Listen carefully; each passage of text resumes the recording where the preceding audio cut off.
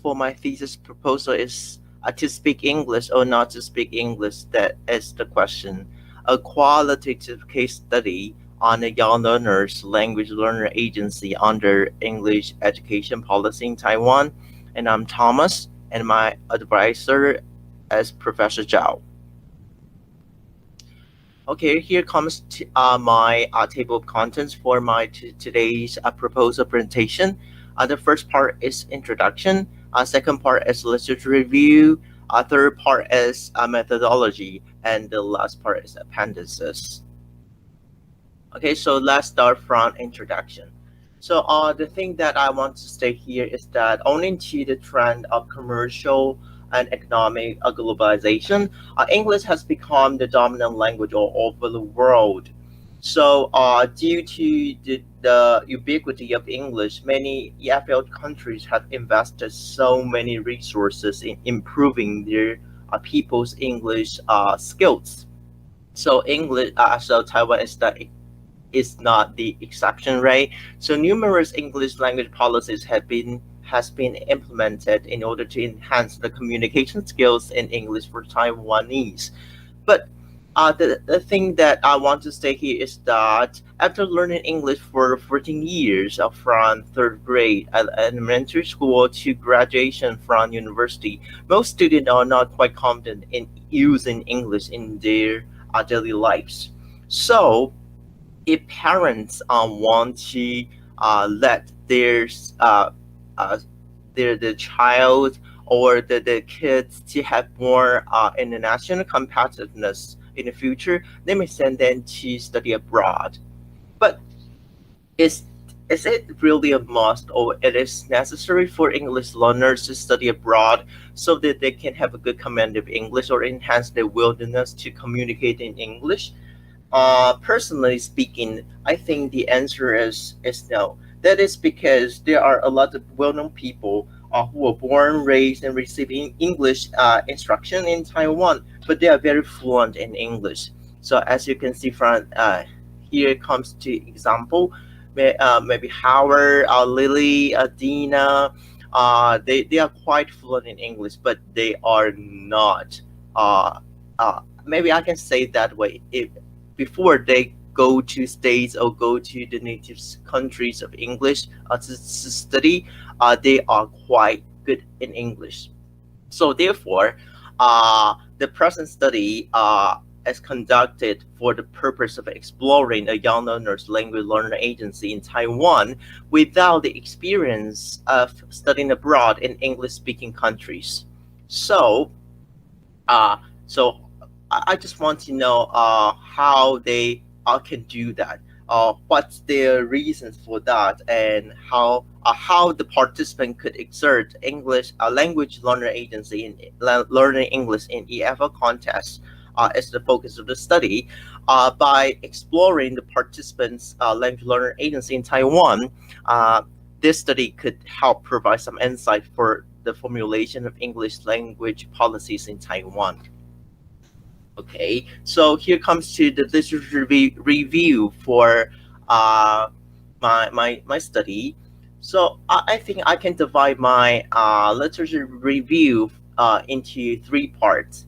The first part is English education policy in Taiwan. So I'm going to introduce some kinds of important timings for the language policy in Taiwan, especially in English language policy. And the second part is the theoretical framework that is language learner agency.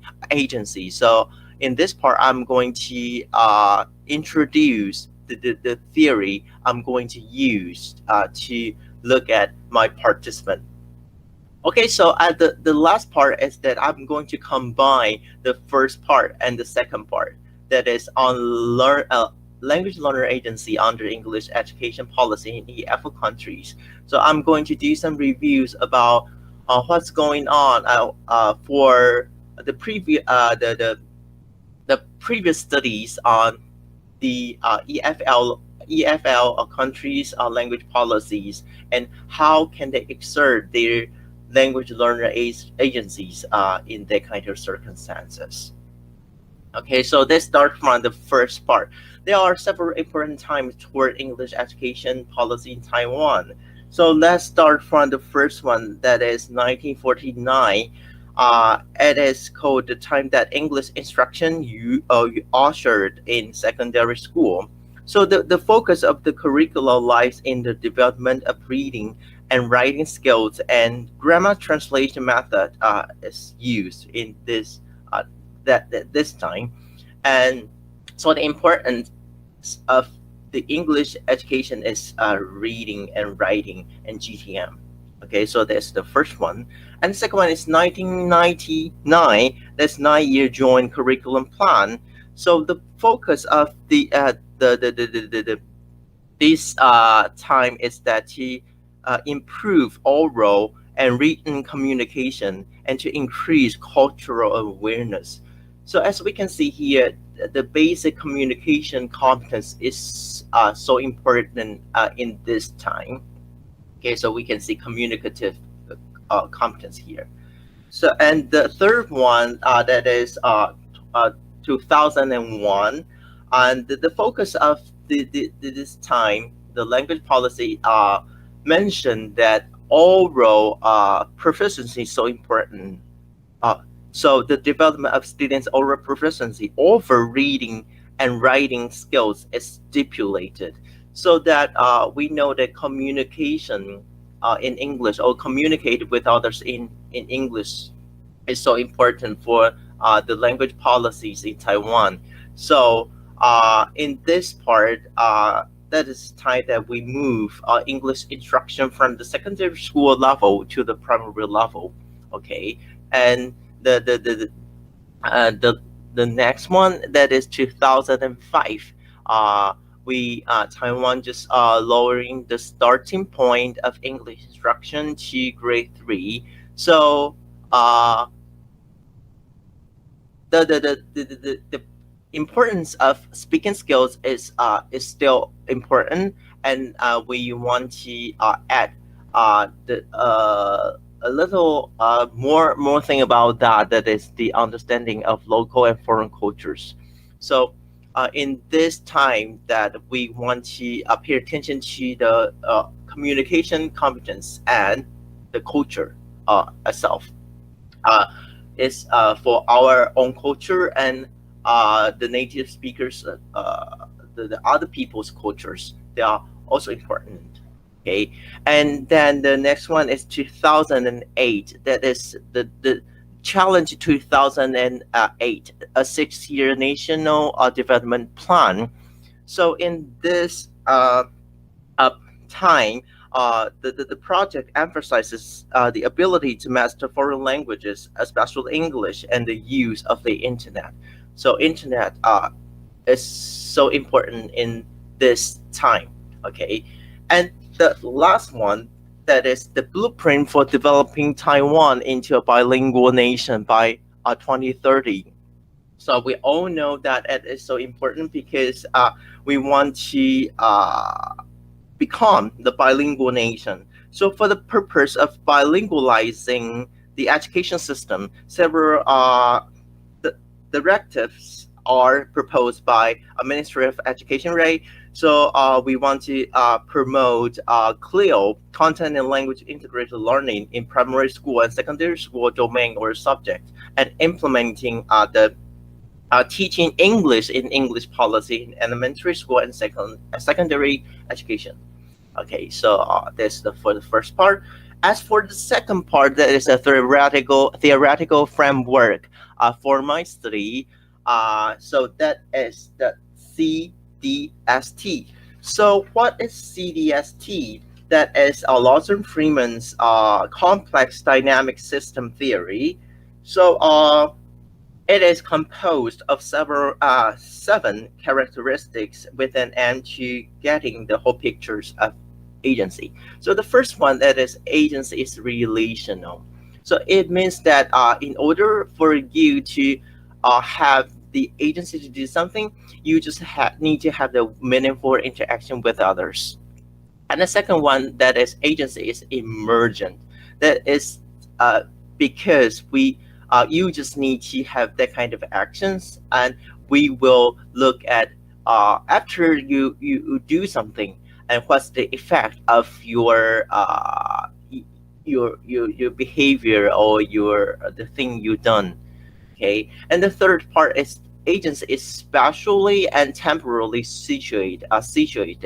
So it means that we care about the time, what happened in the past, and now, and what will happen in the future. And the fourth part, that is agency can be achieved. So it means that you just need to have make some efforts in order for you to have a master of English or other things. And the fifth part is agency changes through iteration and adaptation. So it means that you just need to do the things again, again, and you will change a little bit because of your previous action or behavior. The sixth part is agency is multi-dimensional. So that means that there are a lot of dimensions for we to take into consideration in order for us to get the whole picture of the agency uh, uh, had in our participant life or something.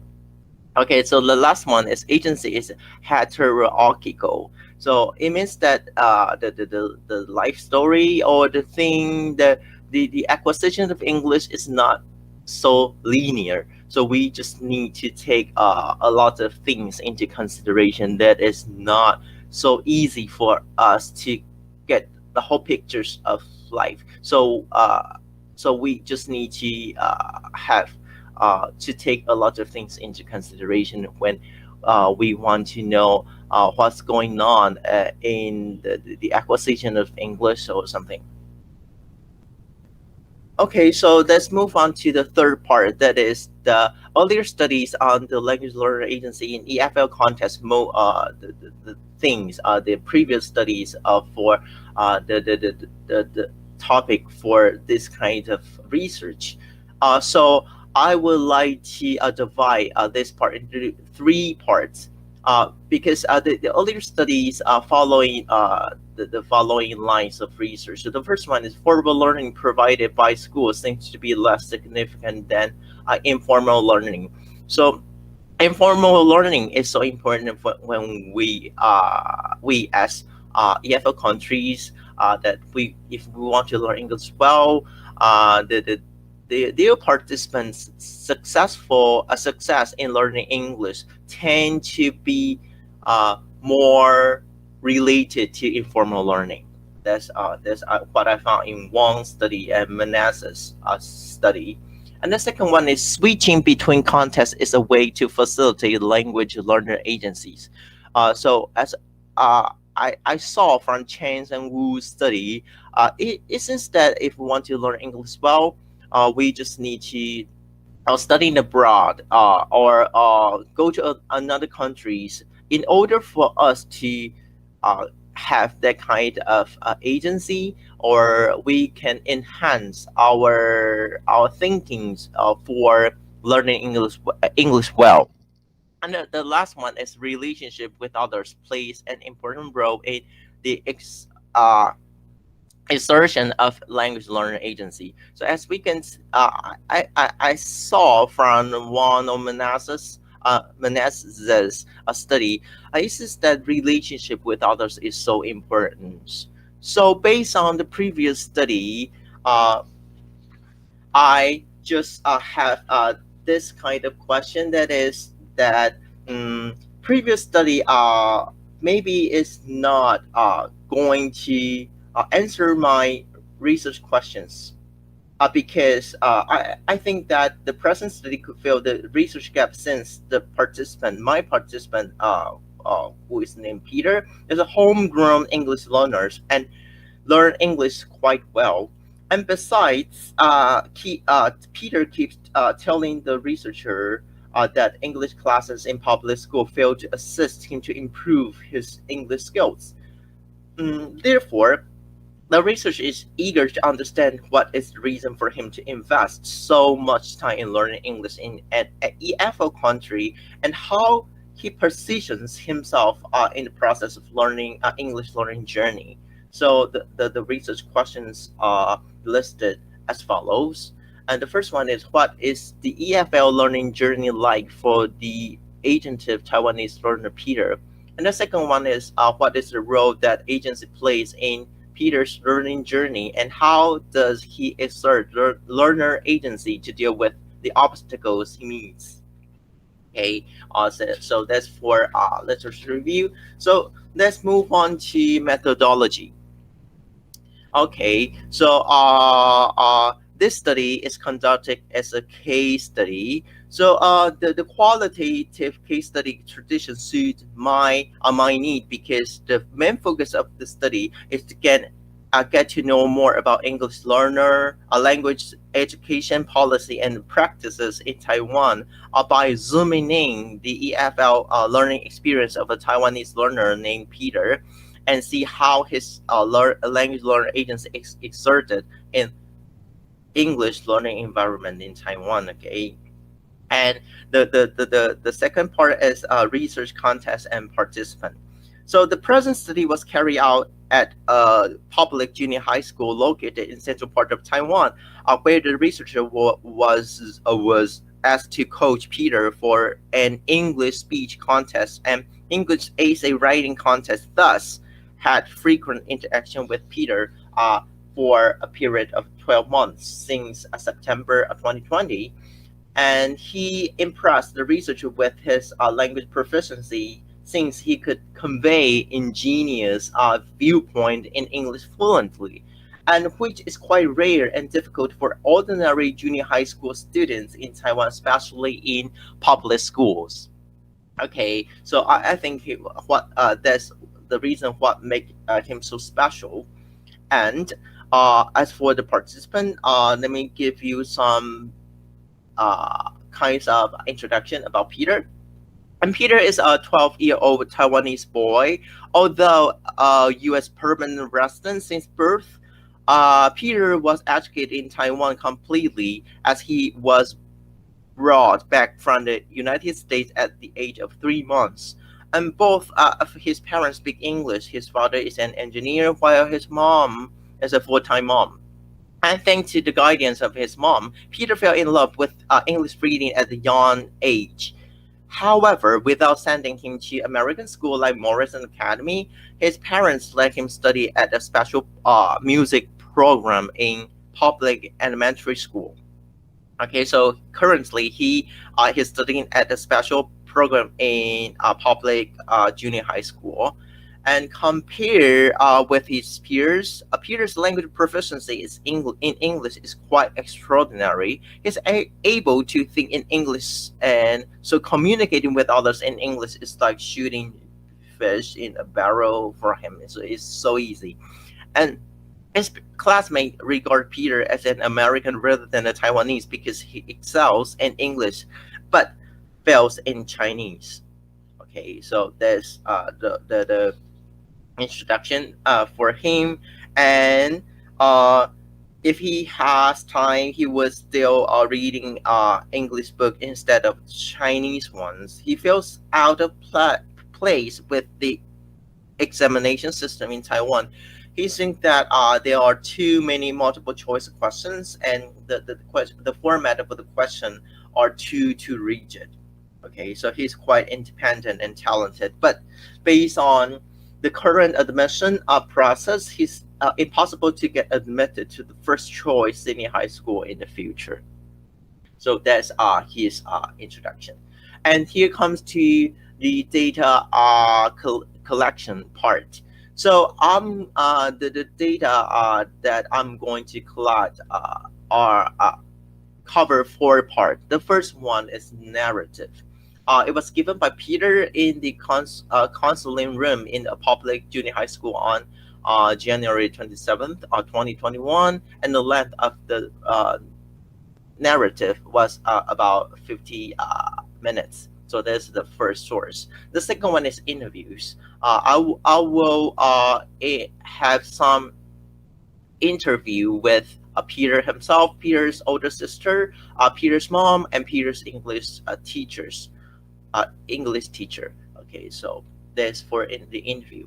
And the third one is informal conversation. I'm going to have I'm going to talk with Peter for it's just like chatting or something for 2 times. And the last one is class observation. I'm going to observe Peter in English in his English classes for 2 times, for twice. Okay, so the last part is data analysis. So I'm going to use semantic analysis for my study. So the procedures will do as the following things. So the first one is verbatim transcription and reading and rereading the text or transcript for several times. And the third part is doing initial noting and developing emergent themes and looking for connections across emergent themes and then writing up. Okay, so in this part, that is the issue of trustworthiness.